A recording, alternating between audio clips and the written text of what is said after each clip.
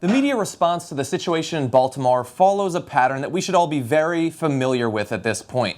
They are rioters, they're wild, they're animals and thugs and criminals and gangsters and villains. But much more importantly, it's not just them.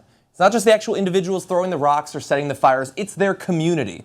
If they come from a particular religious background, a particular racial background, then they need to be demonized the same as the ones doing the actual violence in Baltimore. That is what the media is telling us, at least when the protesters are black. In other cases of protest, of riot, we haven't heard the same sort of media narrative.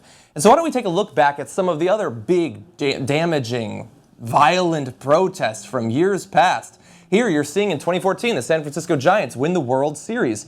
According to Reuters, it's fans taking to the streets when there's flames, apparently burning a car. There were over 40 arrests and 2 shootings. Neither of the 2 stories we're referencing here actually referred to it as a riot, regardless of the actual shootings.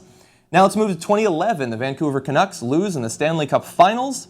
According to ESPN, nearly 100 people were arrested, 150 were injured, 15 cars were burned, 50 businesses were vandalized. The damage is expected to run into the millions of dollars, and yet those people that I see there, they don't look like thugs to me for some reason. Weird how that works out.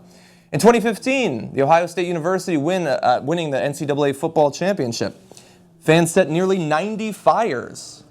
And yet I don't remember hearing that they are criminals or that they need to be policed by their community. Where are the community leaders? I didn't hear those calls. In 1999, the Denver Broncos win the Super Bowl. Property damage expected to go above $160,000 from that.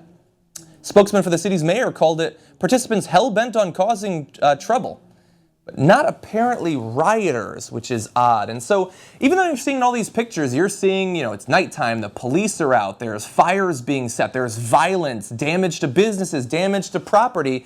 They're not thugs, they're not animals, they're not criminals, and certainly the community that they come from is not responsible for what they do. But in Baltimore, in Ferguson, more recently when the protests have to do with the police, then it's not just the protesters who are the bad people, it's an indictment of their entire community. Odd that. In America, what you are protesting about will never be as important to the media as the color of the skin you have while you're doing the protesting. And that's my final judgment.